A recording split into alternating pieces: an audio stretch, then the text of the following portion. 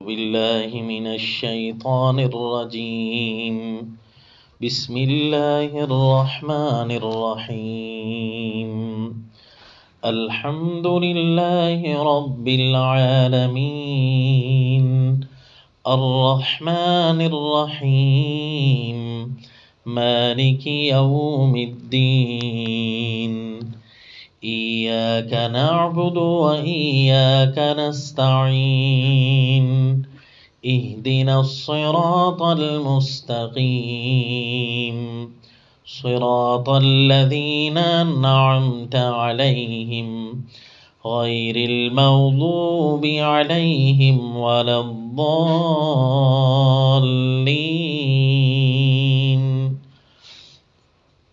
آمین. وصلی اللہ علی النبی الکریم.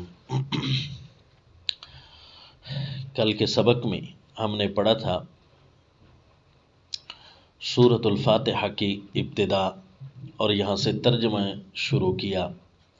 سبق ہمارا پہنچا تھا کہ الحمدللہ یہ اللہ کریم کی طرف سے دعویٰ ہے اور اس پر 4 دلائل ارشاد فرمائے. کسی بھی دعویٰ کو ثابت کرنے کے لیے دلائل ہوتے ہیں. رب العالمین، الرحمن الرحیم، مالک یوم الدین. یہ 4 دلائل یہ ثابت کرتے ہیں کہ جب یہ ساری پاورز اللہ کی ہیں تو الہ بننے والی خوبیاں بھی ساری اللہ کی ہیں. ایاک نعبد، اس کو کہتے ہیں نتیجۃ الدلائل، یعنی جب دلائل سے ایک چیز ثابت ہو گئی ہے تو اب کرنا کیا ہے، نتیجہ کیا اخذ کرنا ہے. وہ یہ ہے کہ ایاک نعبد و ایاک نستعین، اے اللہ ہم تیری ہی عبادت کرتے ہیں. عبادت کا مفہوم عرض کیا تھا مختصراً. و ایاک نستعین، اے اللہ ہر کام میں مدد بھی تجھ ہی سے چاہیں گے. جہاں کسی بھی الہ سے مدد چاہنے والوں نے چاہی اور اپنے اپنے الہ بنائے انہوں نے، لیکن اے اللہ ہم آپ کو ہی الہ سمجھتے ہیں، آپ ہی کو غوث اعظم سمجھتے ہیں اور آپ ہی سے مدد مانگیں گے. اس کو عربی میں کہتے ہیں کہ حصر پیدا کرنا، کہ جہاں ہی کا معنی دینا ہو وہاں عربی عبارت چینج ہو جاتی ہے. یہاں نعبد کا نہیں ہے، نعبد کا معنی ہم تیری عبادت کرتے ہیں اور ایاک نعبد کا معنی ہم تیری ہی عبادت کرتے ہیں. نستعین کا ہم تجھ سے مدد چاہتے ہیں، یا فرمائے ایاک نستعین تجھ ہی سے مدد چاہتے ہیں. بس یہ خیال رکھیں کہ عربی عبارت تبدیل ہو جاتی ہے جب کوئی بھی لفظ تبدیل ہوتا ہے ہماری زبان میں. تیری ہی عبادت کرنا اور تیری عبادت کرنا، اس میں بڑا زمین و آسمان کا فرق ہے.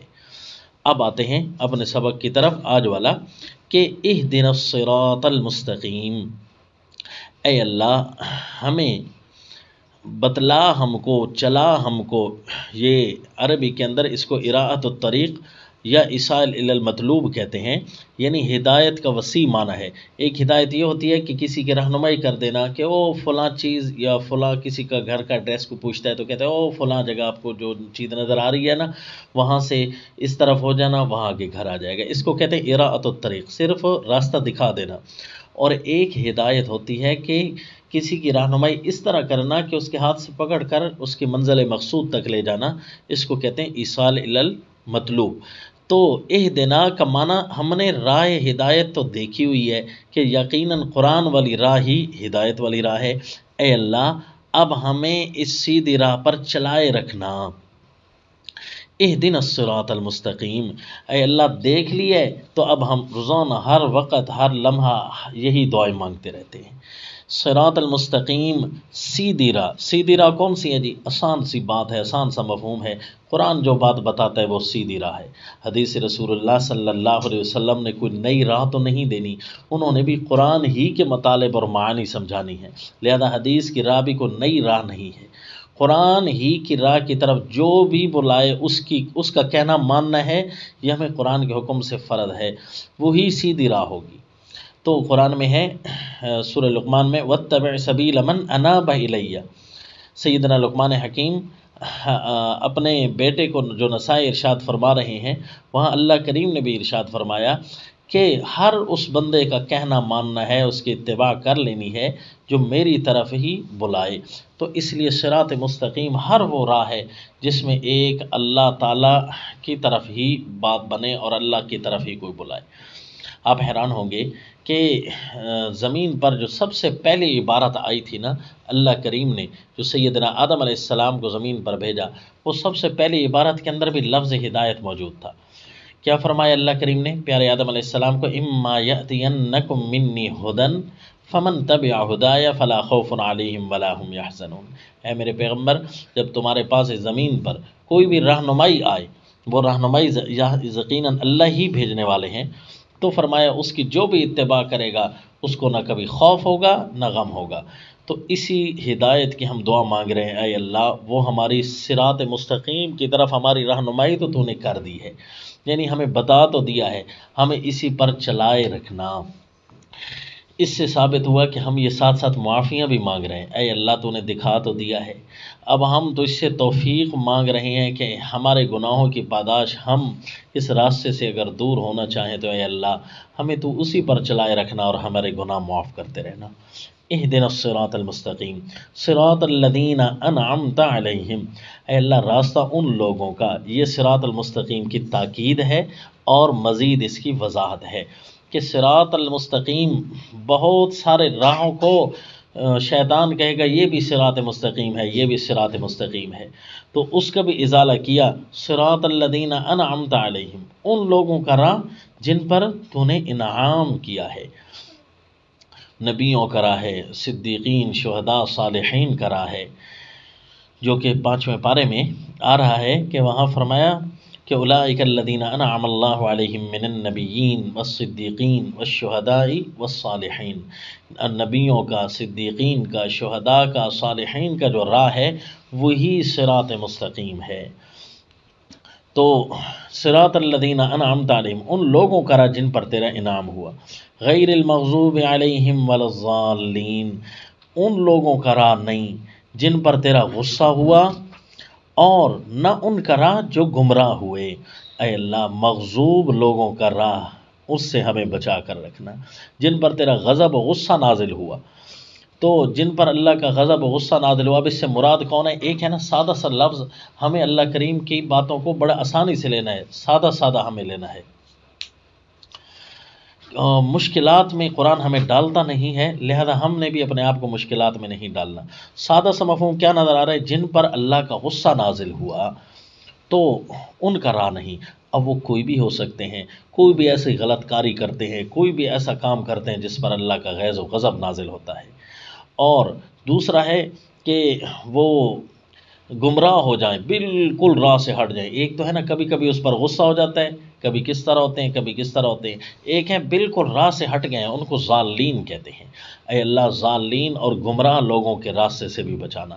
بس دنیا میں جب بندہ دو چیزوں سے بچ کر رہے کہ کبھی اس پر اللہ کا غصہ نہ ہو اور کبھی اللہ کے دشمنوں کا ساتھ دینے والا نہ ہو، یوں سمجھے وہ انعام والے راستے پر موجود ہے۔ اور اگر کبھی اللہ کا غصہ جن پر نازل ہوا ان کا ساتھ دینے لگ جائے، یا اللہ کے دشمنوں کا، گمراہوں کا ساتھ دینے لگ جائے، تو یوں سمجھو راہ ہدایت انعام والے راہ سے وہ ہٹ چکا ہے۔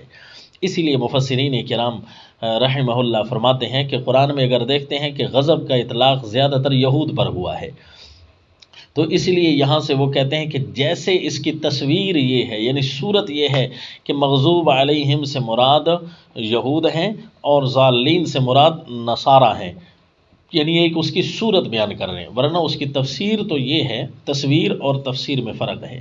تفسیر تو یہ ہے کہ جن پر غصہ ٹوٹا یا جو گمراہ ہو گئے، جو کبھی کبھی اللہ تعالیٰ کی نافرمانیوں میں ملوث ہوئے وہ، اور جو ہمیشہ کے لیے اللہ کی نافرمانیوں میں پڑ گئے وہ، اے اللہ ان میں سے کسی کے راہ پر بھی نہ چلانا۔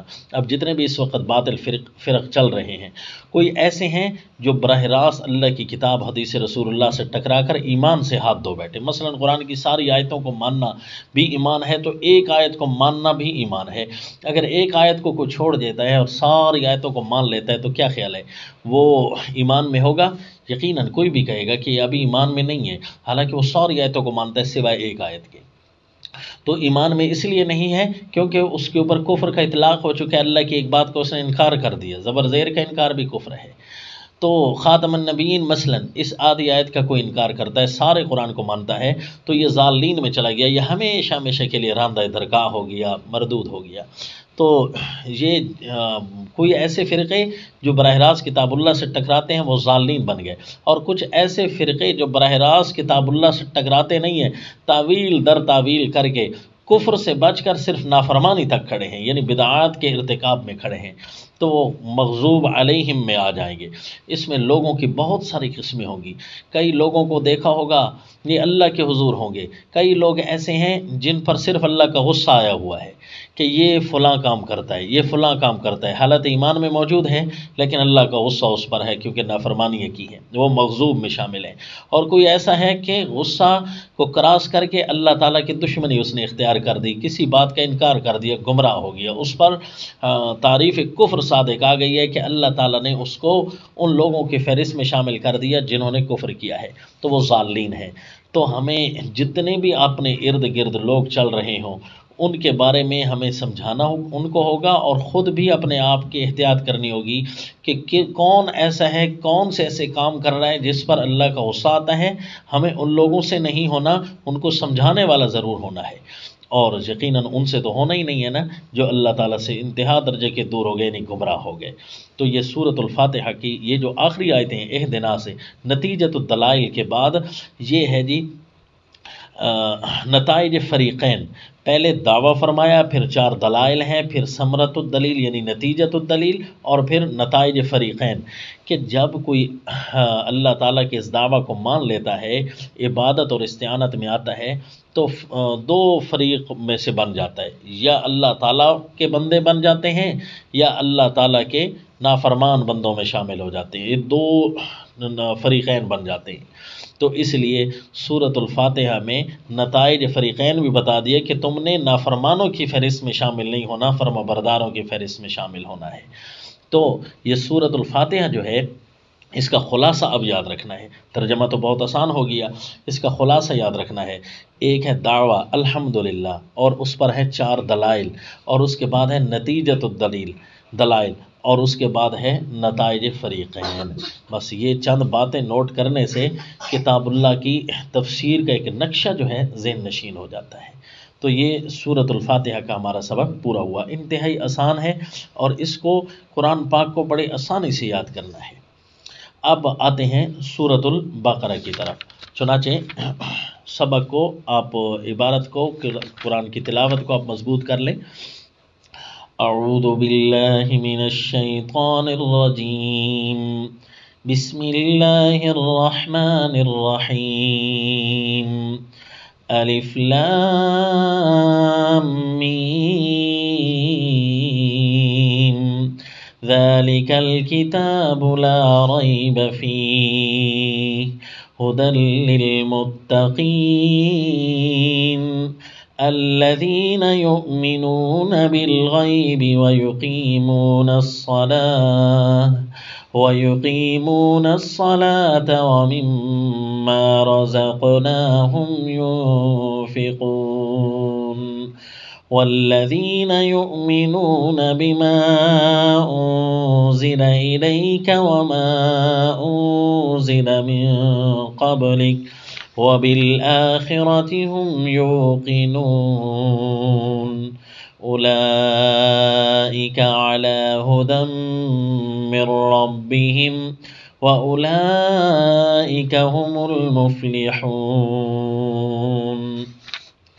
جس طرح قرآن پاک کا ترجمہ یہ سمجھنا ضروری ہے اور فرائض دین میں ہے، اسی طرح عرض کیا تھا پہلے سبق میں کہ تلاوت بھی فرائض میں سے ہے۔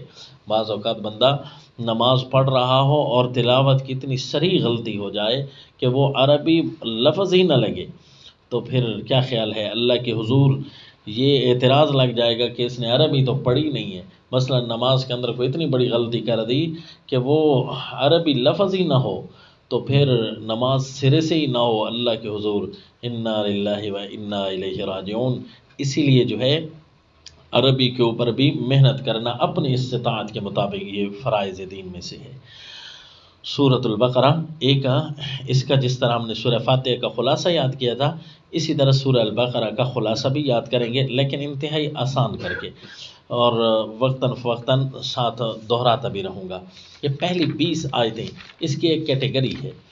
پہلی 20 آیتوں میں اللہ نے 3 جماعتوں کا تذکرہ کیا، بس یہ 20 آیتوں میں ایک ہی جملہ یاد رکھنا ہے، یوں سمجھو 20 آیتوں کا مفہوم اور خلاصہ آپ کا ذہن نشین ہو گیا۔ پہلی 20 آیتوں میں 3 جماعتوں کا تذکرہ ہے۔ اب آتے ہیں پہلی جماعت کے تذکرے کی طرف۔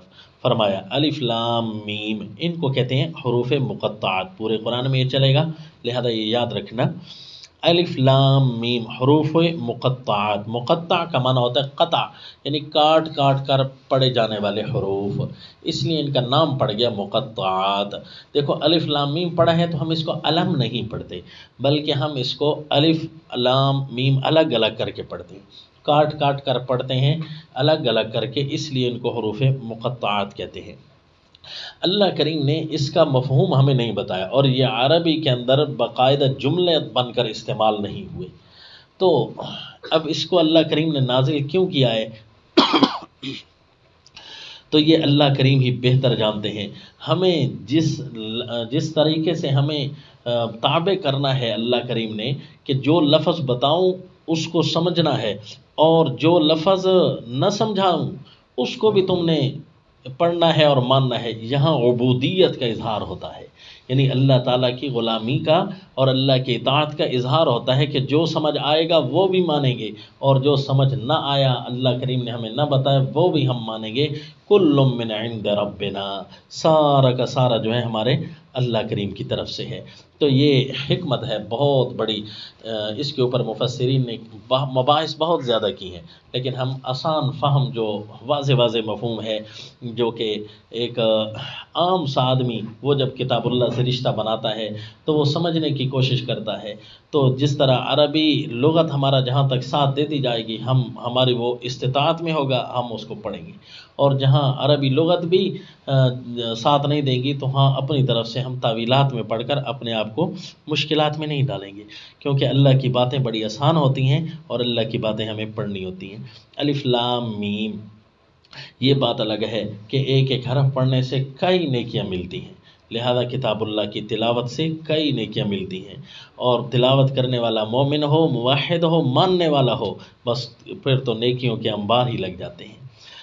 اب ذالک الکتاب، اس کا معنی ہم کریں گے یہ وہ کتاب ہے، کیونکہ ذالک یہ اسم اشارہ دور کے لیے ہوتا ہے، ایک ہوتی ہے نزدیک کے لیے ھذا، اور ذالک دور کے لیے ہوتا ہے، تو ذالک الکتاب وہ کتاب۔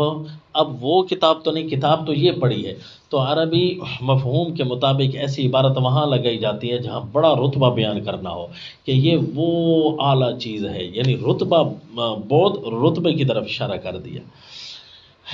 ذالک الکتاب، یہ وہ کتاب ہے، اس لیے اس کا آسان معنی یاد رکھنا، یہ وہ کتاب ہے لا ریب فیہ، جس میں کسی قسم کا کوئی شک نہیں، یہ وہ ایسی کتاب ہے جس میں کسی قسم کا کوئی شک نہیں، ھدی للمتقین، راہ پر لگانے والی ہے متقی کو، راہ، یہی وہ کتاب ہے جو متقیوں کو راہ پر لگانے والی ہے۔ اصل جملہ یوں پورا ہوگا۔ اب یہ بات بندہ اس کے ساتھ کرتا ہے، آپ خود سمجھیں کہ ایک دوسرے کے ساتھ جس طرح ہم بولی میں باتیں کر رہے ہوتے ہیں نا کتاب اللہ کو، اسی طرح عام فہم کر کے اللہ کریم نے ہمارے لیے نازل کیا کہ اس کے ساتھ گفتگو کرو، باتیں کرو، کہ یہ جملہ وہاں بولا جاتا ہے جب دو آدمیوں کے درمیان کوئی بات پیچھے سے چل رہی ہوتی ہے۔ واقعی بات تو چل رہی تھی کہ اللہ سے ہم نے ہدایت مانگی تو اللہ کریم نے فرمایا یہی وہ کتاب ہے جو متقیوں کی رہنمائی ہے، گویا جو چیز تم نے سورۃ الفاتحہ میں مانگی تھی اب یہی وہ پوری ہو رہی ہے، جو تم کہتے تھے نا کہ ہمارے پاس ہدایت آ جائے، یہ آ گئی ہے وہ ہدایت۔ ذالک الکتاب لا ریب فیہ ھدی للمتقین، یہی وہ کتاب ہے، یہی وہ ایسی کتاب ہے جس میں کوئی شک نہیں، جو متقیوں کو راہ پر لگائے رکھتی ہے۔ متقی یعنی اللہ کی نافرمانی سے بچنے والے، متقی اس کو کہتے ہیں جو بچ کر چلنے والا ہو۔ کس چیز سے بچنے والا جی؟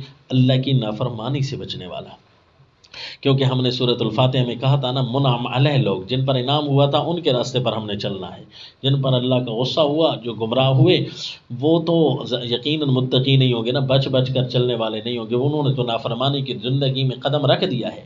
ہم نے تو ان لوگوں سے بننا ہے جنہوں نے اللہ تعالیٰ کی نافرمانی سے بچ کر زندگی گزارنی ہے۔ فرمایا یہی وہ کتاب ہے، اس کو تھامے رکھنا، یہ متقیوں کو راہ پر لگائے رکھے گی، ان کو منزل مقصود تک پہنچا کر آئے گی، کبھی بھی کوئی گمراہ نہیں ہونے دے گا۔ جب بھی کوئی گمراہ کرنے کے لیے آئے گا، کتاب اللہ سارا کا سارا واضح جواب دے گی۔ قرآن پاک میں ہے سورہ الحج میں کہ جب بھی تلاوت ہوتی ہے اللہ کی کتاب کی تو شیطان گمراہیاں ڈالنے کی کوشش میں لگا رہتا ہے، لیکن جب کتاب اللہ کے براہین واضح ہونا شروع ہو جاتے ہیں، مومن موحد کو رہنمائی ملنی شروع ہو جاتی ہے، قرآن پاک پڑھنے والے کو رہنمائی ملنی شروع ہو جاتی ہے، اور شیطان کا ہر وار خطا ہونا شروع ہو جاتا ہے۔ جتنے بھی وہ شیطانیاں کرے گا، جتنے بھی وہ رسوائیاں ڈالنے کی کوشش کرے گا، براہ راست اس کا جواب قرآن پاک میں موجود ہوگا۔ تو اسی لیے فرمایا یہ متقیوں کے لیے بہت بڑی رہنما ہے۔ جو متقی قرآن پاک کو بھول جائے، قرآن پاک اس کو نہ آتا ہو، خود انصاف سے بتائیے، پھر متقی کو تو راہ پر لگانے والی یہی چیز تھی، وہ آتی نہیں ہے تو پھر اس کو راہ پر کون لگائے گا؟ تو یقیناً پھر شیطان کبھی بھی کسی بھی موقع پر انتظار میں ہوتا ہے کہ یہ بس قرآن سے چوک نہ پائے، اس کو تو پتہ نہیں ہوگا نا کہ اس وار کا کیا کرنا ہے، کیسے دفاع کرنا ہے، لہذا وہ گمراہ کر دے گا۔ اس لیے ہر مومن کو قرآن تو کم از کم آنا چاہیے، یہ فرائض میں سے ہے، یہ رہنمائی ہے متقیوں کے لیے۔ اچھا، متقی کون لوگ ہیں؟ اللہ کریم نے ان کی صفات شروع میں ارشاد فرما دی تاکہ یہ خدشہ نہ رہے، خوش فہمی میں کوئی نہ رہے کہ ہم خواہ متقی اپنے آپ کو کہیں۔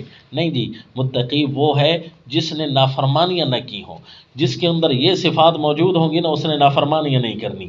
کون سی صفات جی؟ الذین یؤمنون بالغیب، وہ لوگ جو بن دیکھے ایمان رکھتے ہیں، غیب پر ایمان رکھتے ہیں، یعنی بے دیکھی چیزوں کا، جنت، جہنم، یہ فرشتے، جنات، اللہ کریم کی ذات، صرف اور صرف براہین کی طاقت سے ایمان ہے ان کا، براہ راست دیکھا نہیں ہے، ان کی آنکھوں سے غیب ہے۔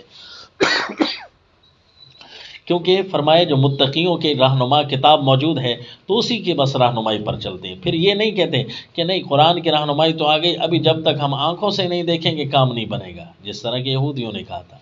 سیدنا موسیٰ علیہ الصلاۃ والتسلیم نے جب ان کو کتاب اللہ سنائی، اب چاہیے تو یہ تھا کہ اس کو مان لیتے، کتاب اللہ کی رہنمائی کو قبول کرتے، انہوں نے کہا ایک تو ہے نا کتاب اللہ، یہ تو ہے نا الگ بات، ہمیں اپنی آنکھوں کی سچائی پر یقین ہے، جب تک ہماری آنکھیں نہیں دیکھیں گی اس وقت تک ہم نہیں مانتے، نعوذ باللہ۔ ایک ہے آنکھیں، آنکھیں اتنی سچی نہیں ہوتی جتنا سچی اللہ کی کتاب ہے۔ بھائی آنکھیں تو کبھی کبھی دھوکہ بھی دے رہی ہوتی ہیں۔ دیکھیں ہم جب کسی دور سے کسی چیز کو دیکھتے ہیں، ہم سمجھتے ہیں بہت چھوٹی ہے، لیکن ہمارا دل دماغ نہیں مان رہا ہوتا، ہم کہہ رہے ہوتے ہیں کہ نہیں وہ چیز بہت بڑی ہے، حالانکہ آنکھوں کی رپورٹنگ کچھ اور ہے۔ مثلا ہم جہاز کو دیکھتے ہیں نا، تو آنکھوں کی رپورٹنگ تو یہ چھوٹا سا ایک انگلی کے پورے کے برابر ہے، لیکن دل و دماغ اس کا انکار کرتا ہے کہ نہیں، براہین یہ کہہ رہے ہیں، دل و دماغ یہ سوچنے سمجھنے پر مجبور ہوتا ہے کہ یہ چھوٹی سی چیز نہیں ہے، بہت بڑی چیز ہے۔ آنکھوں کی تصدیق سے بڑی چیز جو تمہارے پاس موجود ہے اس کو لیں، اسی میں تمہارا امتحان ہے۔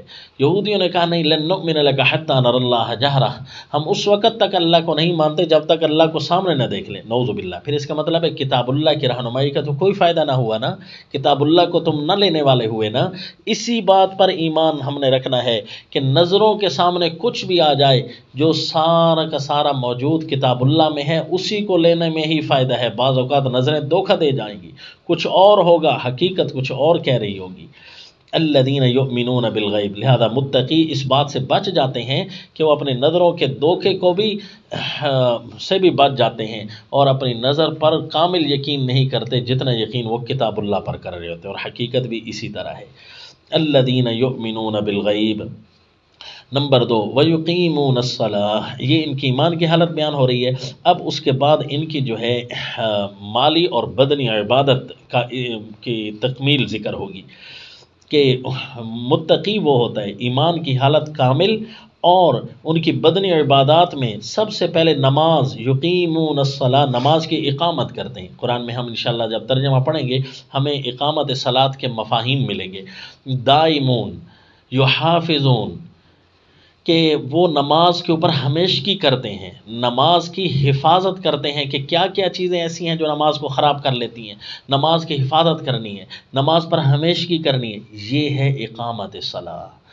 اگر نماز پر ہمیشگی نہ ہو، اقامت صلاح نہیں، نماز کی حفاظت نہ ہو، نماز کی روح، رعایت، آداب، اس کے فرائض و شرائط، اس کا کوئی خیال نہ ہو، تو پھر وہ اقامت صلاۃ نہیں بنتی، وہ فقط ادائے صلاۃ بنتی ہے، جبکہ اللہ کریم ہم سے ادائے صلاۃ نہیں مانگ رہے، ہم سے اقامت صلاۃ مانگ رہے ہیں۔ اس لیے تو منافقین بھی ادائے صلاۃ تو کرتے ہیں، اور سورہ النساء میں ہے کہ وہ نماز کو آتے ہیں لوگوں کو دکھانے کے لیے، وَلَا يَأْتُونَ الصَّلَاةَ إِلَّا وَهُمْ كُسَالَىٰ، نماز کو آتے ہیں لوگوں کو دکھانے کے لیے، يُرَاءُونَ النَّاسَ، اور بڑی سستی کی حالت میں آتے ہیں۔ تو ادائی صلاۃ تو بھائی منافق بھی کرتا ہے۔ اسی طرح حدیث پاک میں آیا کہ عصر کی نماز کے وقت دیر کر دیتا ہے منافق، اور دیکھتا ہے جب دیر ہونے لگتی ہے تو آتا ہے کوے کی طرح چاند ٹھوکے مار کر کھڑا ہو جاتا ہے۔ تو یہ منافق بھی تو ادائی صلاۃ کر رہے ہیں، کیونکہ اس کے اندر حفاظت نہیں ہے نا، تو اللہ نے اس کی نماز قبول نہیں کرنی۔ ہمیں نماز کی صرف ادائیگی کا حکم نہیں ہے، اقامت کا حکم ہے۔ اقامت تب ہوتی ہے جب اس پر ہمیشگی بھی ہو، جب اس کے تمام شرائط و فرائض کی پاسداری کی جائے۔ تو اس کے لیے اس کا مطلب ہے ہمیں نماز بھی سیکھنی ہے، جی یقیناً سیکھنی ہے، اور نماز مومن کی سب سے بڑی چیز ہے۔ اس بارے میں صرف یہ پوائنٹ یاد رکھیں کہ مومن سے سب سے پہلے حساب نماز کا ہوگا۔ اس کی نماز کے جتنے نمبر نکلے نا، باقی ساری چیزوں کے اتنے ہی نمبر دیے جائیں گے۔ اس کی کیا وجہ ہے؟ اس کی وجہ قرآن میں خود بتا دی گئی ہے، 21ویں پارے کے شروع میں ہے، اتل ما اوحی الیک من الکتاب واقم الصلاۃ ان الصلاۃ تنہی عن الفحشاء والمنکر۔ نماز ایک ایسی چیز ہے جو برائیوں سے اور ہر خلاف شرع کام سے روکتی ہے۔ جس کی نماز جتنی فیصد طاقتور ہوئی، اتنا وہ بد کرداری اور بے حیائی سے پیچھے ہوگا، اور اتنا وہ خلاف شرع امور سے پیچھے ہوگا۔ جس کی نماز جتنے فیصد کمزور ہوئی، اتنے فیصد وہ گناہوں کی زندگی میں ملوث ہوگا، اور اتنا فیصد اس کے اندر بے حیائی اور بدکاری موجود ہوگی۔ یہ قرآن کی نص ہے، عبارت کہتی ہے۔ اس کا مطلب ہے جو نماز کا حساب دے لے، یوں سمجھو کہ اس کا باقی دین پورا پورا نکلے گا۔ نماز سے سستی کرنے والا بد کردار بھی ہوتا ہے، نماز سے سستی کرنے والا، نماز کو خراب کرنے والا، یہ خلاف شرع بھی ہوتا ہے۔ یہ قرآن کی رپورٹ ہے، چاہے ہماری نظروں میں وہ جتنا بھی اچھا ہوتا رہے، نعوذ باللہ من ذالک۔ اسی لیے متقی وہ ہوتی ہے جس کی نماز کی اقامت موجود ہو، یعنی نماز کو قائم کرے۔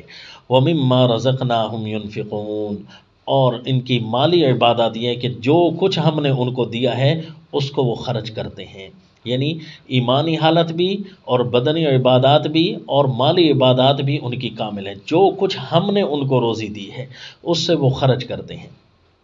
دیا یعنی ہم نے ہے ان کو، اب جو کچھ ہم نے دیا خرچ کرتے ہیں، تو وہ مال ہے، تو ظاہر ہے الفاظ کی جو ہے تشریح تو یہی کہہ رہی ہے کہ جو مال ہوتا ہے اس سے خرچ کرتے ہیں۔ اسی طرح جو اللہ نے ان کو اگر علم دیا ہے تو اس کو بھی خرچ کرتے ہیں، اللہ نے ان کو جو حکمت دی ہے، دانائی دی ہے، اس کو بھی وہ خرچ کرتے ہیں۔ غرض اللہ کی راہ میں جو کچھ بھی ترقی کا باعث بنے اس کو خرچ کرتے ہیں۔ بہرحال یہ مالی عبادات اتنی اہم ہے کہ حدیث پاک میں آیا کہ انسان کے جتنے بھی جوڑ ہیں، جتنے بھی انسان کے جسم میں ہڈیاں ہیں، ہر ایک کی طرف سے اسے صدقہ کرنا ہے۔ حتیٰ کہ اگر اس کے پاس مال نہیں ہے تو کم از کم جو ہے کسی دوسرے کو کوئی فائدہ کرا دینا، یہ بھی صدقہ ہے۔ راستے سے نقصان دہ چیز ہٹا دینا، یہ بھی صدقہ ہے۔ غرض صبح سے لے کر شام تک صدقہ کی جو ہے فضیلت ذہن نشین ہو، روزانہ کوئی نہ کوئی بندہ صدقہ کسی نہ کسی صورت میں کر دے۔ حتیٰ کہ قرآن پڑھے ہوئے جو ہیں، جتنا مثلاً آپ نے پڑھ لیا ترجمہ، یہ بھی آپ کے ذمہ ہو گیا، اس کا صدقہ کریں، کسی نہ کسی کو جا کر پڑھا دیں، کسی اس کو آئے یا نہ آئے، یہ آپ کے ذمہ نہیں ہے، یہ اللہ کے ذمہ ہے، آپ نے اس کو پڑھا دینا، یہ بھی ایک صدقہ ہے۔ وَمِمَّا رَزَقْنَاهُمْ يُنْفِقُونَ۔ بہرحال متقی وہ ہے جس کی ایمانی حالت بھی طاقتور ہو، بدنی عبادات بھی طاقتور ہو، مالی عبادات بھی طاقتور ہو۔ ان میں سے کہیں بھی کوئی وائرس آ گیا، ان میں سے کہیں بھی کوئی کمزوری پڑ گئی، تو سمجھ لے اس کے تقوی میں اتنا کچھ فرق آ گیا ہے۔ اور تقوی اسی کو ہی تو کہتے ہیں کہ بس صرف بندہ گناہ چھوڑ دے، نافرمانی چھوڑ دے، بس وہ متقی ہے۔ وہ جب نافرمانی چھوڑے گا تو سمجھو اللہ نے جتنے بھی احکام فرمائے ہیں ان کو پورا کرے گا۔ لیکن اب حیرت یہ ہے کہ یہ 3 صفتیں متقیوں کی لگا کر پھر آگے اللہ کریم فرماتے ہیں والذین یؤمنون بما انزل الیک وما انزل من قبلک۔